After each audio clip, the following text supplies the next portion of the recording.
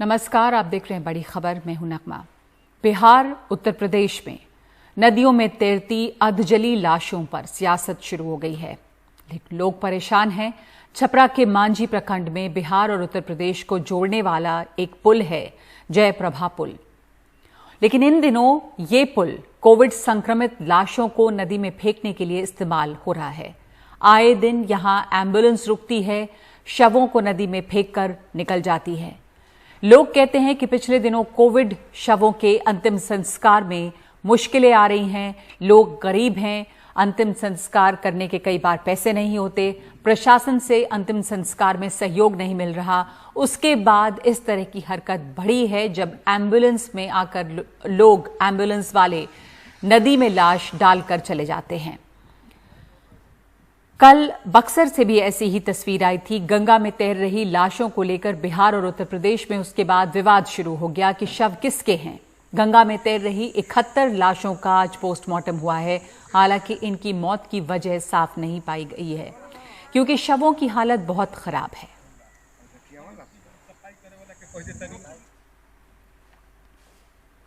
ग्रामीण इलाकों में नदियों में तैरते शवों की तस्वीरें लगातार आ रही हैं, कई जगहों से आई हैं। कुछ दिन पहले हमीरपुर इलाके में यमुना में, कल बक्सर के चौसा में गंगा नदी में, अब उत्तर प्रदेश के गाजीपुर के गहमर के आसपास गंगा में शव दिखने से इलाके में लोगों में दहशत फैल गई है। और ये जो शव नदी में फैले हुए हैं, नदी में तैर रहे हैं, ये एक नई महामारी, नए संक्रमण का खतरा खड़ा कर सकते हैं। लेकिन प्रशासन अभी इस पर चुप है। हमारे सहयोगी अजय सिंह की रिपोर्ट। गाजीपुर के गहमर गांव के अगल बगल के इस तराई इलाके में मंगलवार की सुबह गंगा में तैरते कई शव देखकर हड़कंप मचा है। इसकी जानकारी प्रशासन को पहले दे दी गई थी कि यहाँ पर लकड़ी के अभाव में और जो है लकड़ी के अभाव में यहाँ पर जो है जल प्रवाह किया जा रहा है, जिसमें गहमर, करहिया, खुदरा, बिहार के सीमावर्ती इलाके, पचौरी, सायर, ये लगभग 12-13 गांव के जल प्रवाह यहाँ पर हुए।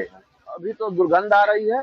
आने वाले भविष्य में यदि इसको नहीं रोका गया तो यहाँ पर महामारी फैल जाएगी। इन शवों से अब दुर्गंध आने लगी है और लोगों को बीमारी का डर सता रहा है। जल प्रवाह जो किया गया है उससे कोरोना फैलने की भी संभावना व्यक्त किया जा रहा है। प्रशासनिक अमला को शासन से आदेश आया है कि कोई भी शव जल प्रवाह न किया जाए और जो शव लगे हुए हैं उसको गंगा में जो है कि मुख्य धारा में जोड़ करके उसको बाहर कर दिया जाए। प्रशासन साफ साफ कुछ भी नहीं कह रहा है, बहाना जांच कर पता लगाने का किया जा रहा है। सूचना हमें थोड़ी देर पहले मिली है। हमारे अधिकारीगण मौके पर इस समय हैं, जांच चल रही है। हम ये चेक करा रहे हैं कि ये डेड बॉडी कहाँ से आई है, कैसी है तो कहाँ है और कितनी संख्या में है। हमारे अधिकारी मौके पर चेक कर रहे हैं। गंगा में नजर आ रहे शव गाजीपुर और बिहार के सीमावर्ती गांव के आसपास के बताए जा रहे हैं। इतने शव पहले कभी नहीं नजर आए। इनको लेकर तरह तरह की कहानियां हैं और तरह तरह के डर। गाजीपुर से सुनील के साथ अजय सिंह, एनडीटीवी इंडिया।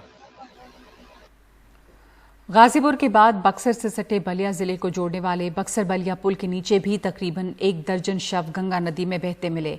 जिला प्रशासन ने इसे नदी से निकालकर जमीन में दफनाकर अंतिम संस्कार किया है। जिलाधिकारी का यह कहना है कि कुछ लाशें बलिया बक्सर पुल के नीचे गंगा में मिली जो कुछ दिन पुरानी लग रही हैं। इसकी जांच कराई गई लेकिन शिनाख्त नहीं हो पाई और उसके बाद नदी से निकालकर प्रशासन की मौजूदगी में अंतिम संस्कार किया गया है। और बिहार के नेता, जन अधिकार पार्टी के नेता पप्पू यादव को गिरफ्तार कर उन्हें पटना से मधेपुरा जेल ले जाया गया। गिरफ्तारी के बाद पप्पू यादव को मधेपुरा जेल ले जाने के दौरान उनके समर्थकों ने जबरदस्त प्रदर्शन किया। पटना से मधेपुरा ले जाने के दौरान हाजीपुर पासवान चौक पर पप्पू यादव के समर्थकों ने गाड़ी रोककर प्रदर्शन किया। प्रशासन की एस्कॉर्ट गाड़ी के बोनेट पर चढ़कर पप्पू यादव जिंदाबाद के नारे लगाए। पप्पू यादव पर साल 1979 में बिहार के मधेपुरा जिले के कुमारखंड थाने में अपहरण मामले में एफआईआर दर्ज की गई थी। इस मामले में 22 मार्च को कोर्ट ने उनके खिलाफ वारंट जारी किया, लेकिन वो कोर्ट में उपस्थित नहीं हुए। ऐसे में कोर्ट की अवमानना के आधार पर मधेपुरा पुलिस उन्हें गिरफ्तार करने आई।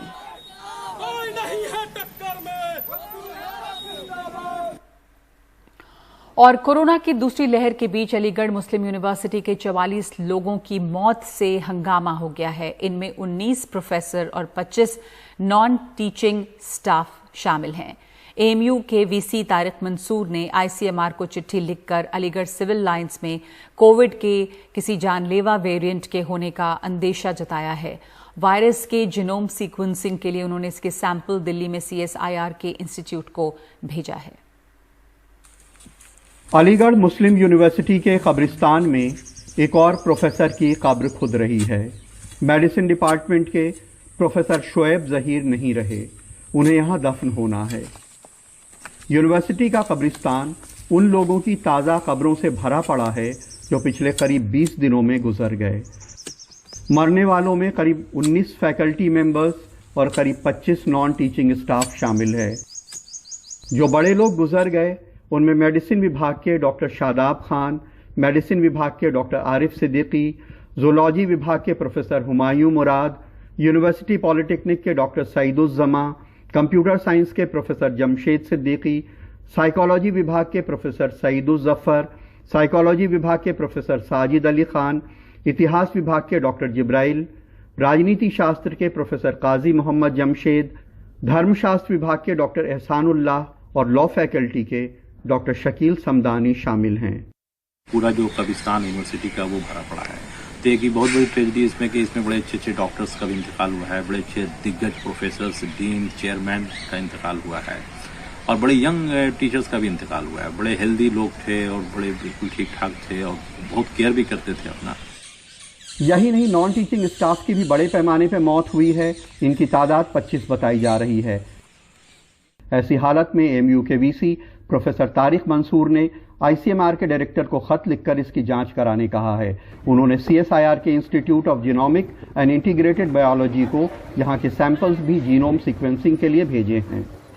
इससे पहले जो कोरोना की पहली लहर आई थी उसमें भी अलीगढ़ मुस्लिम विश्वविद्यालय जो था उसने बहुत अग्रणीय भूमिका निभाई थी। इस बार ये देखा गया है कि जो मॉर्टिलिटी रेट है वो ज़्यादा है। उसका क्या कारण है, ये एक चिंता का विषय है, जांच का विषय है। एएमयू में करीब 30,000 छात्र पढ़ते हैं। इनमें करीब 16,000 यहाँ के 19 हॉस्टल्स में रहते हैं। पहले यूनिवर्सिटी के बंद होने पर भी बड़ी तादाद में आम छात्र, रिसर्च स्कॉलर, प्रतियोगी परीक्षाओं की तैयारी करने वाले हॉस्टल्स में रहा करते थे, लेकिन इतनी मौतों के बाद दहशत से हॉस्टल खाली हो गए हैं। अभी इस वक्त ज़्यादातर 450 की कैपेसिटी है। लमसम 50-60 स्टूडेंट हैं यहाँ पर जो पीएचडी के भी है। कुछ अपने थीसिस सबमिट करने वाले हैं तो उनकी मजबूरी है, रुके हुए, लेकिन उनके माँ बाप की कॉल आ रही है डेली। वो कह रहे हैं थीसिस सबमिट हो या ना हो, आप घर आइए पहली फुर्सत में। देश के एक इतनी मशहूर सेंट्रल यूनिवर्सिटी में इतने बड़े पैमाने पर स्कॉलर्स की मौत चिंता का सबब ज़रूर है। इसकी जांच करा के लोगों की जान बचाने की कोशिश ज़रूर होनी चाहिए। अलीगढ़ में अदनान और कैमरामैन राजेश गुप्ता के साथ कमाल खान, एनडीटीवी इंडिया। दिल्ली में कोरोना के हालात में कुछ सुधार हुआ है।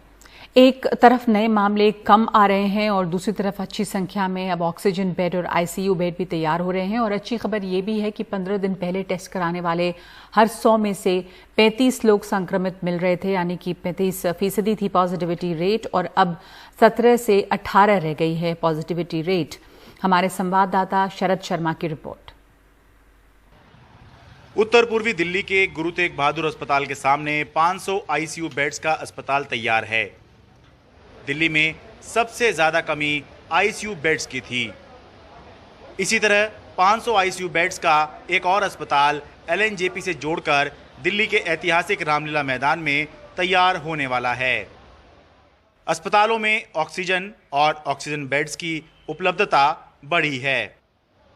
इसके अलावा इस तरह के कोविड केयर सेंटर भी बन गए हैं जहां ऑक्सीजन बेड के साथ मरीजों को थोड़ा इलाज भी दिया जाता है। इन सब के आधार पर मुख्यमंत्री अरविंद केजरीवाल का दावा है कि दिल्ली में अब आईसीयू और ऑक्सीजन बेड की कमी नहीं रह गई है। कोरोना की दूसरी लहर भी अब कम हो रही है थोड़ी।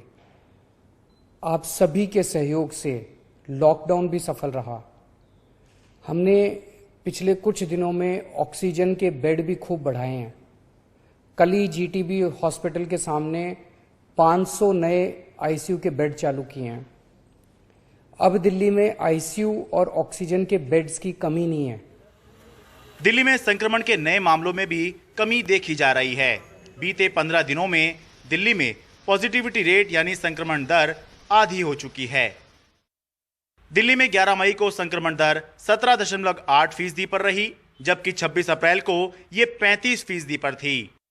हालात थोड़े सुधर रहे हैं, लेकिन सरकार कोरोना के ट्रैक रिकॉर्ड को देखते हुए सतर्क रहना चाहती है।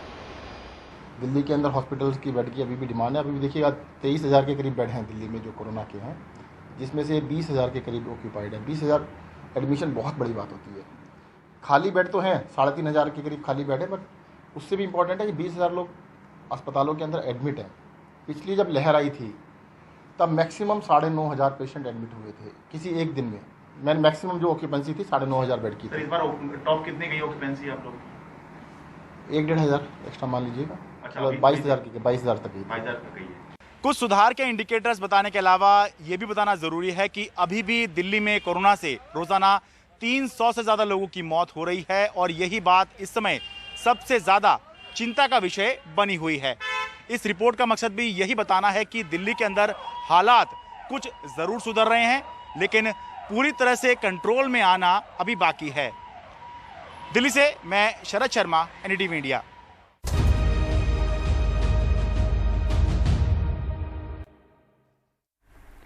बुधवार से लगभग पूरे दक्षिण भारत में लॉकडाउन लग जाएगा। लगातार बढ़ते लॉकडाउन से अर्थव्यवस्था पर संकट का साया गहराता जा रहा है। अब रेटिंग एजेंसी क्राइसिल ने अपनी ताज़ा रिपोर्ट में कहा है कि भारत के विकास दर पहले के अनुमानित 11% से 8.2% तक गिर सकती है। मंगलवार को तेलंगाना के मुख्यमंत्री ने बुधवार सुबह 10 बजे से पूरे राज्य में 10 दिन के लॉकडाउन का ऐलान कर दिया। यानी अब लगभग पूरा दक्षिण भारत अगले कुछ दिन लॉकडाउन में रहेगा।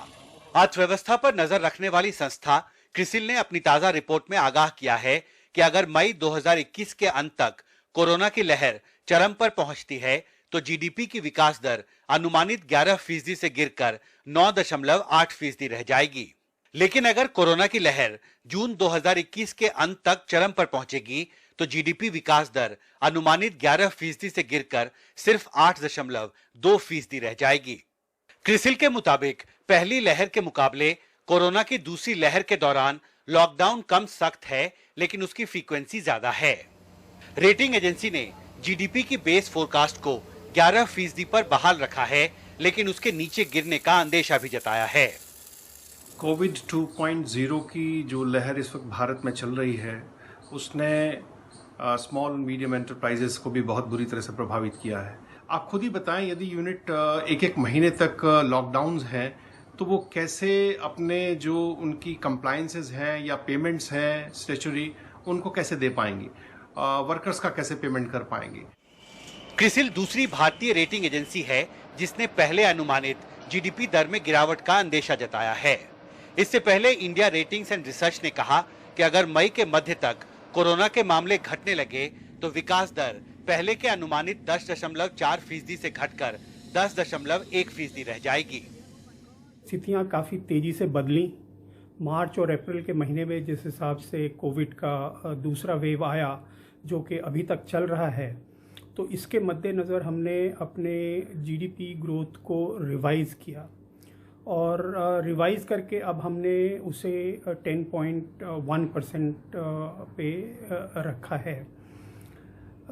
मूल स्थिति ये है कि ये जो सेकेंड वेव ऑफ कोविड-19 है, इसका जो असर है वो पहले वेव से कहीं ज़्यादा व्यापक है।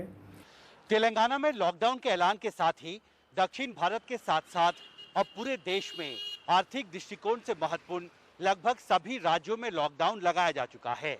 जाहिर है इस लॉकडाउन का बिजनेस और व्यापार पर देश के एक बड़े हिस्से में असर पड़ना शुरू हो गया है और अब कोरोना महामारी का साया एक बार फिर भारतीय अर्थव्यवस्था पर गहराता जा रहा है।